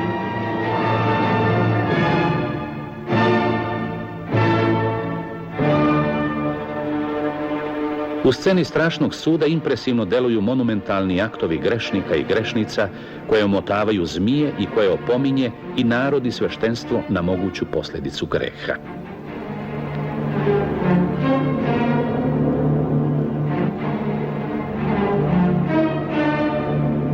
Među najbolje očuvane kompozicije spada doček Nemanjinih moštiju u manastir Studenicu. Stefanu Nemanji posvećena je kapela.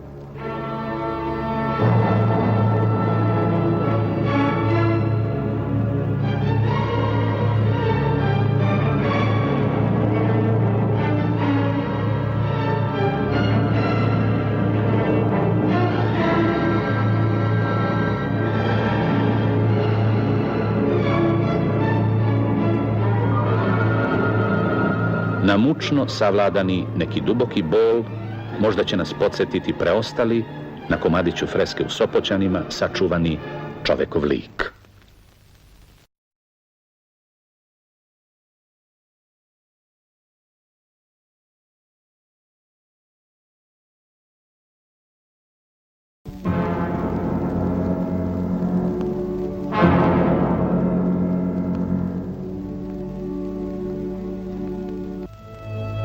Manastir Mileševa, zadužbina kraljevića Vladislava, kasnije kralja, podignut je i ukrašen freskama krajem prve četvrtine 13. veka. Skladno i stepeničasto slaganje zidnih masa od sige, zaštićenih debljim slojem krečnog maltera, proishodi iz neimarskih tradicija u Raškoj i Pomorskoj zemlji, pod uticajem romanike u Jadranskom primorju. Arhitektura prvobitne Mileševske crkve, posvećene Vaznesenju, jednobrodne osnove, sa naglašenom kupolom i osobitim obeležjem u trodelnom oltarskom prostoru s polja i eksonarteksu s kapelama i dvema kulama, davno porušenim, pripada najodabranijoj skupini starog srpskog graditeljstva u nauci poznatoj kao Raška škola.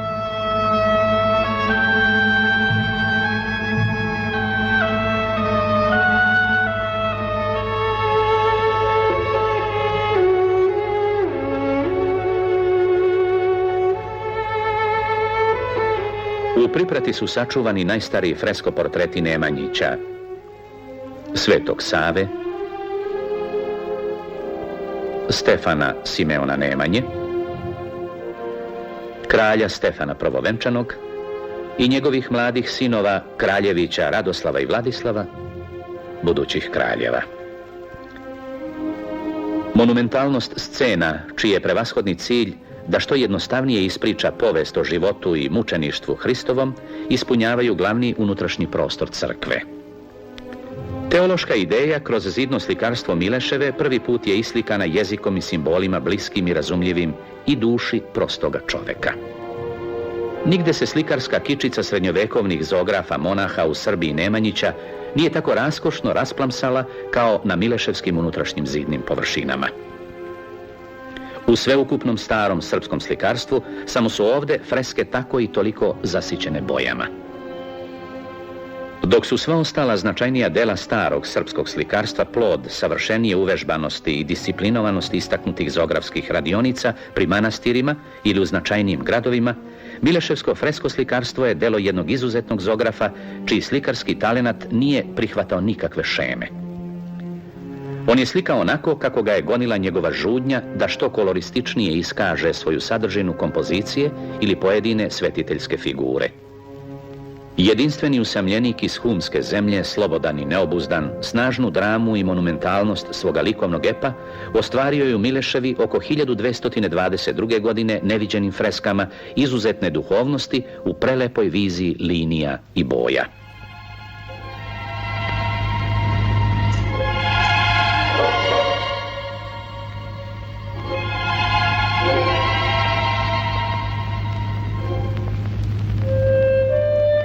U celokupnom starom srpskom slikarstvu samo u Mileševi Bogorodica je uvek u plavom maforionu. Izrazito krupne goruće oči u Bogorodice i u Svetitelja, tako karakteristične za romansko slikarstvo, bitne su za likovnu duhovnost mileševskih fresaka. I to je ono što najviše vezuje mileševske freske za romaničke slikarske tradicije. Podvučena kontura crteža koja likove snažno izdiže nad površinom i skala boja prilagođena zlatno-žutoj osnovi, boji večnog sjaja, kao da u sebi nosi nešto od suštine srednjevekovne misli, da je plava boja svakodnevnog neba nestvarna i prolazna i da je jedino boja neba Gospodnjeg večita, neprolazna i uvek blistava kao zlato.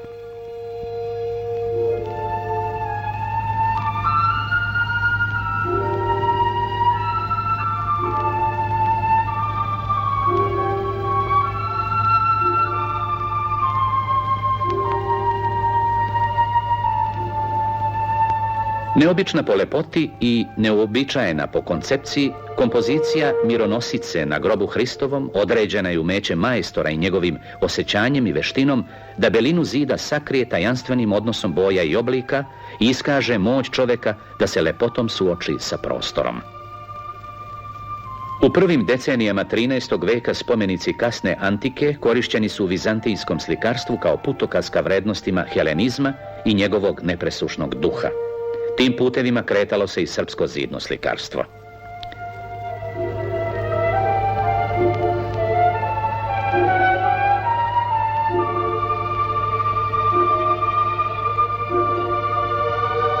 Odnegovanim potezom i sigurnim tokom linija opisane su na freskama forme i istaknuti svetlosni koloristički akcenti, licima je dat izraz, a telima ritam, što je učinjeno i u sceni skidanja sa krsta. Neobično je da u mletačko-vizantijskoj umetnosti postoji nekoliko rešenja ove scene koja po svojoj koncepciji ili u nekom detalju podsjećaju na opredeljenje mileševskog majstora. Koliko god da je to svedočanstvo o kulturnim, političkim ili dinastičkim vezama Srba tog vremena, toliko i potvrda istine o univerzalnosti umetničkog dela bez obzira na mesto njegovog postanka.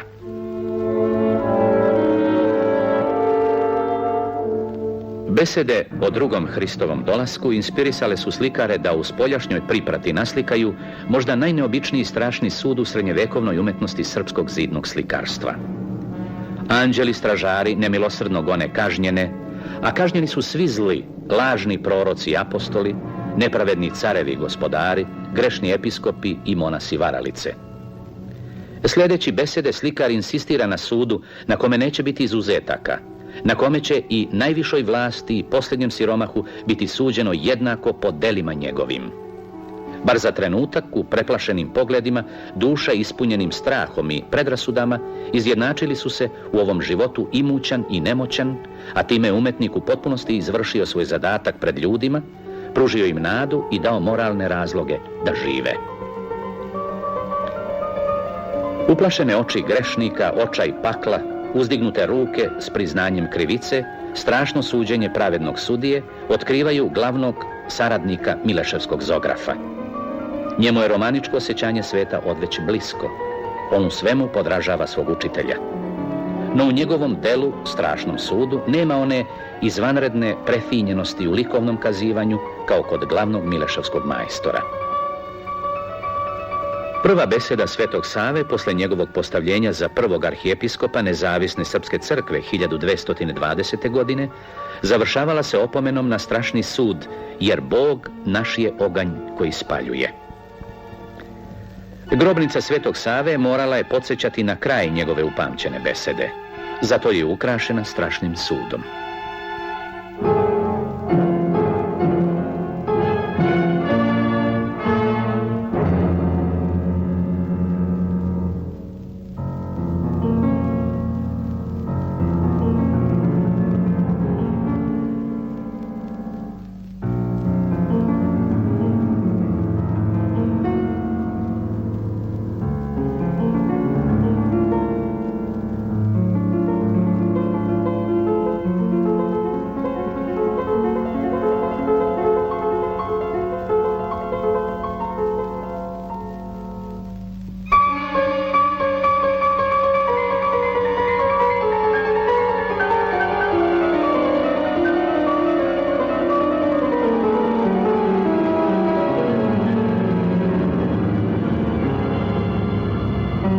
Srpska srednjevekovna država, početkom 13. veka u susjedstvu Jadranskog primorja i mletačko-venecijanskog gospodstva, na raskršću glavnih puteva između istoka i zapada, u razvijenim ekonomsko-političkim odnosima sa oba sveta, stvarala je osobito likovno predanje, sintezu vizantijske i zapadne umetničke kulture.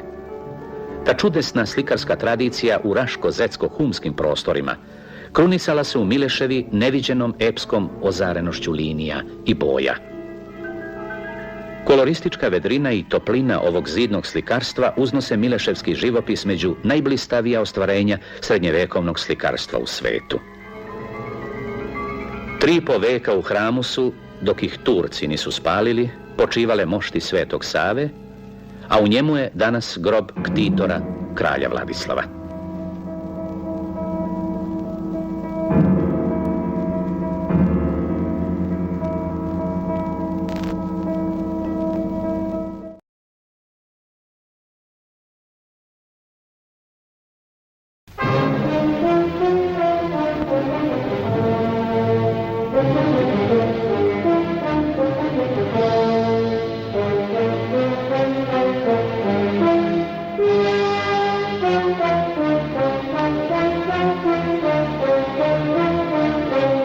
Lepota predela, plodnost zemlje i potreba za bezbednošću naveli su Arsenija I, srpskog arhijepiskopa, da središte srpske crkve premesti iz manastira Žiče u Pećko polje uz reku Bistricu. Najpre je sagrađena crkva Svetih apostola sredinom 13. veka, da bi se uz nju, maticu, tokom narednih 100 godina okupile još velika priprata i 3 crkve posvećene Bogorodici, Svetom Dimitriju i Svetom Nikoli. Samo po jednoj onovremenoj fresci gde je prikazan model čuveno smelo građene, otvorene priprate sa visokim zvonikom, možemo da slutimo koliko je osiromašen današnji izgled Pećke patrijaršije. Ipak, skladno klesani dvodelni prozori prve polovine 14. veka oživljavaju ogoljene fasade koje su nekada bile islikane biljnim i geometrijskim ornamentima. Burna prošlost ostavila je neizbrisive tragove i na zidnim slikama. Srećom, one su dobrim delom očuvane i po njima se u patrijaršiji u malom može pratiti istorija srpskih fresaka u rasponu od 4 stoljeća. Najstarije i najznamenitije freske prekrivaju zidove matičnog zdanja crkve Svetih apostola, zadužbinu arhijepiskopa Arsenija. U oltaru, kupoli i prostoru ispod nje grupa anonimnih slikara iz sredine 13. stoljeća prikazala je u duhu starinskih shvatanja značajne događaje iz istorije hrišćanstva. Snagom izraza, uzdržanom dramatičnošću i prefinjenošću slikarskog jezika zaokuplja posebno monumentalna kompozicija Vaznesenja Hristovog na nebo, koga pogledima i rečitim kretnjama ispraćaju majka i apostoli, njegovi učenici. Ovi likovi slikani su poput onih na ikonama. Lica su vrlo izražajna, boje su odmereno nanošene, a svaki pojedini nabor na odorama je brižljivo modelisan. I na kompozicijama ispod kupole ogleda se veličina ovog slikarstva. Živopisci puni bogoslovske učenosti, uzdržanim koloritom i promišljenim svetlotamnim odnosima, sugestivno nagoveštavaju dramu događaja koje opisuju.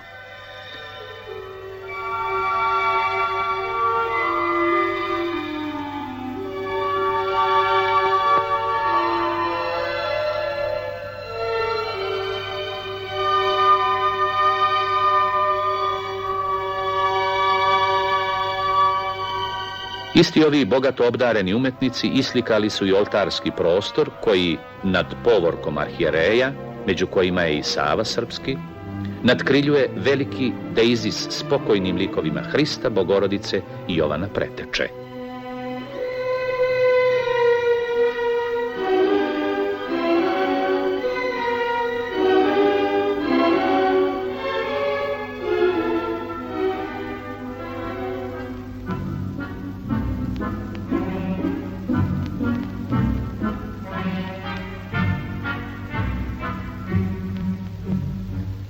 Ukrašavanje zidova Svetih apostola ne prestaje u decenijama i vekovima koji slede. Tragove svoga prisustva ostavili su i odabrani slikari iz treće četvrtine 14. stoljeća, likovima svetih ratnika u živopisnim odorama i oni neuki iz prve polovine 17. veka koji su prekrili zidnim slikama svodove zapadnog dela hrama. Običaju da se nad grobom umrlog uglednika sačini prikaz njegove sahrane dugujemo i sliku opela patrijarha Joanikija iz sredine 14. veka, prefinjenih kolorističkih vrednosti, kao i neveštu predstavu smrti arhijepiskopa Save II, koja je živopisana nad njegovim sarkofagom 3 veka kasnije. Ipak od svih fresaka nastalih posle prvobitnih, najupečatljivije su u svetim apostolima one, uz ulaz, koje potiču sa samog kraja 13. stoljeća. Već tada započinje razdoblje raspričanosti i detaljnih opisa ambijenta. Scene o stradanjima Hristovim ilustruju događaj po događaj dramatičnu povest o njegovoj smrti. Smerna, a malo obrazovana pastva se ne samo napajala lepotom ovog živopisačkog umeća, već je preko slika učila i o istoriji svoje crkve.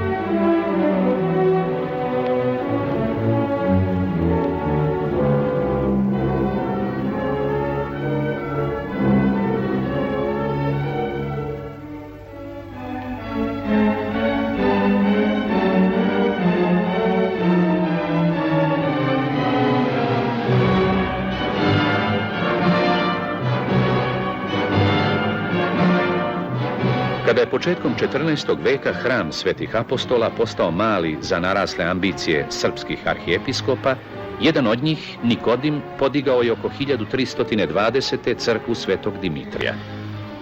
Smrt ga je sprečila da bude i ktitor njenih zidnih slika, pa je to učinio arhijepiskop Joanikije 4. veka kasnije. Mada se može pouzdano tvrditi da su freske slikala dvojica majstora, u oltaru se potpisao samo jedan po imenu Jovan. Iako nastalo po nalogu jednog arhijepiskopa, ovo slikarstvo živih boja, spretno uklopljeno u prostor, prožeto je vedrinom i mirnoćom sveta koji je nadišao ovozemaljske nemire.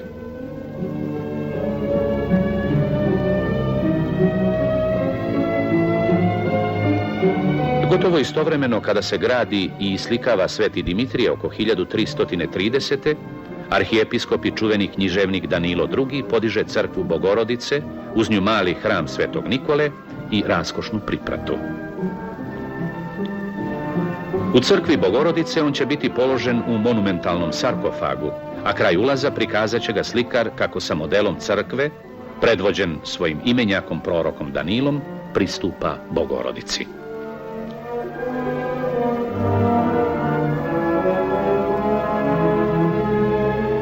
Grupa slikara neujednačene obdarenosti prekrila je zidove Danilove zadužbine freskama zanimljivog sadržaja. Slikari Bogorodičine crkve su očigledno dali prevagu bogoslovskoj pouci, nego što su iskazali svoje slikarske mogućnosti.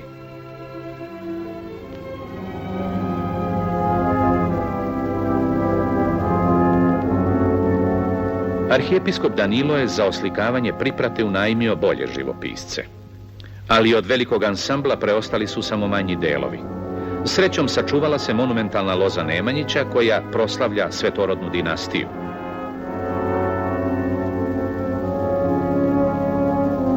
Još jednom ktitor Danilo II je ovdje naslikan u smernoj molitvi pred Bogorodicom, dok se blizu njega proslavlja materinstvo Sveta Ana doji ćerku, buduću Bogorodicu.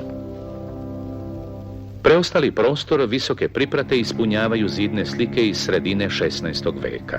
Iako nastale u tegobno doba, na njima se to ne odražava. Radeći za patrijarha Makarija, slikari predvođeni zoografima Andrejom i Longinom, nastojali su da zidna dekoracija priprate podsjeća na nepovratno iščezlo srećnije doba. I temama i načinom slikanja ove pozne slike mnogo duguju slikarstvu iz vremena kraljeva Milutina i Stefana Dečanskog. Živeći u neslobodi i naručilac i slikari i pastva upirali su oči u prošlost tražeći u njoj ohrabrenje i utehu. Ali velika epoha je nepovratno prošla i kada je patrijarh Maksim oko 1674. hteo da obnovi slike u maloj crkvici Svetog Nikole, zadužbini arhijepiskopa Danila II. Tada ugledni slikar Radul pokazao je šarenilom boja i preteranom pričljivošću koliko je pad bio veliki.